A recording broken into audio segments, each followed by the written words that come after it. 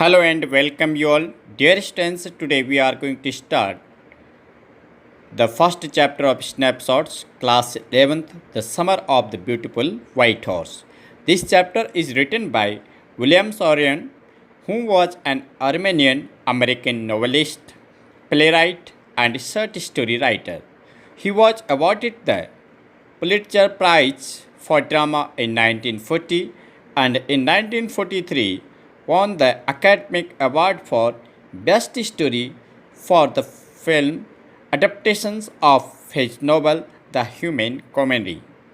Dear students, he was born on 31st August 1908 at California, United States, America, and he was died on 18th May 1981 in California, United States, America. Dear students, here I am going to tell you the summary of the lesson on the basis of some points, so please listen to me carefully. The Summer of the Beautiful White Horse is narrated by 9-year-old Aram Gargolian, a member of an American community living among the lush fruit orchard and vineyard of California. One morning, Aram is awakened before dawn by his older cousin Murad, who everyone thinks is crazy. Dear students, Aram is surprised to see that Murad is sitting on a beautiful white horse. Aram has always wanted to ride a horse, but his family is too poor to afford one. However, the Gargolian family is noted not only for its poverty but also for its honesty. So it is unthinkable that Murad could have stolen the horse. Nevertheless, Aram asks Murad if he has stolen the horse, and Murad invites him to jump out the window if he wants to go for a ride. Further, now Aram is sure that Murad has stolen the horse, but jump up behind Murad and the two of them begin to ride out of the little town in which they live. As they ride, Murad begins to sing. Dear students, when they reach the open country, Aram wants to ride the horse by himself, but Murad reminds him that it is up to the horse. Murad can ride because he says, I have a way with the horse. When Aram tries to ride the horse, he can't control the animal and it throws him.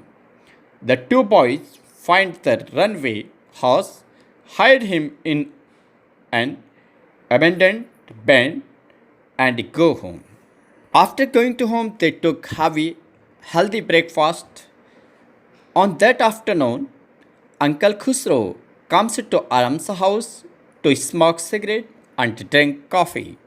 John Philo, an Assyrian farmer, also comes by for a visit and complains that his white horse was stolen last month.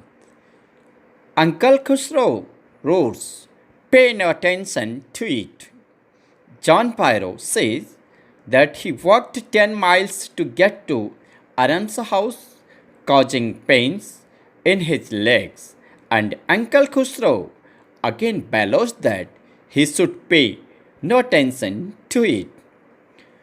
Further, John Pyro points out that he paid $60 for the horse, and Uncle Khusro shouts, I spit on money.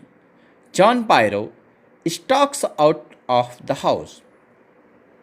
Aram runs to his cousin Murad's house and finds him fixing the wing of a hot robin bird.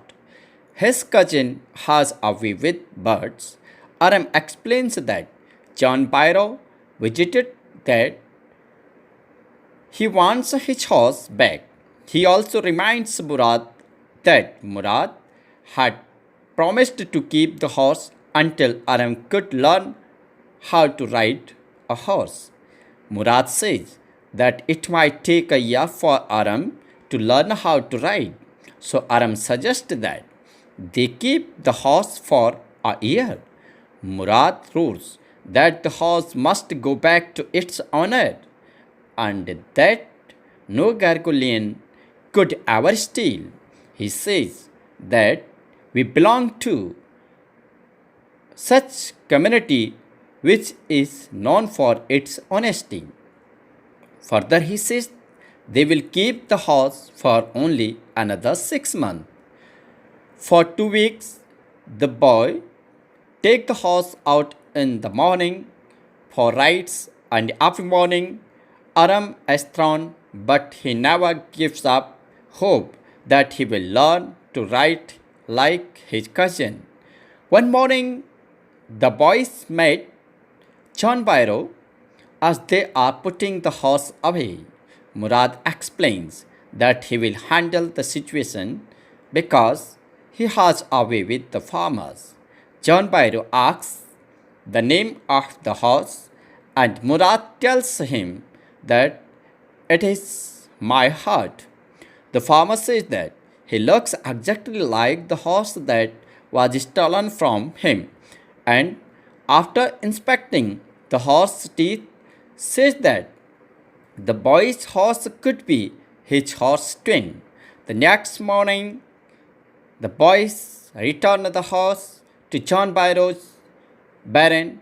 The farmer's dogs don't bother them because cousin Murad has a way with dogs.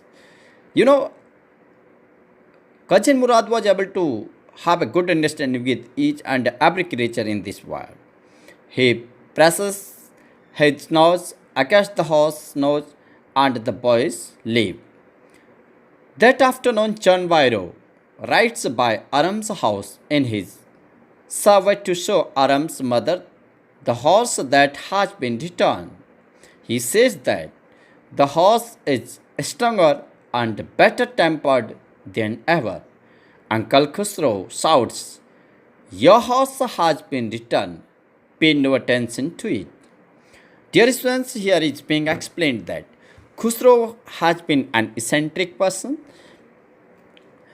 Once his house was on fire and he was in a barber's shop. His son went that father house is on fire. He was speaking loudly. Pay no attention to it. So then Papa says, "Sir, your house is on fire." So then he said, "I have listened. So no need to tell me." So dear students, in this way the chapter is completed. I hope that you may be able to understand everything. For further, if you are getting any confusion, you can talk to me through the comment box. Thank you. Have a nice day.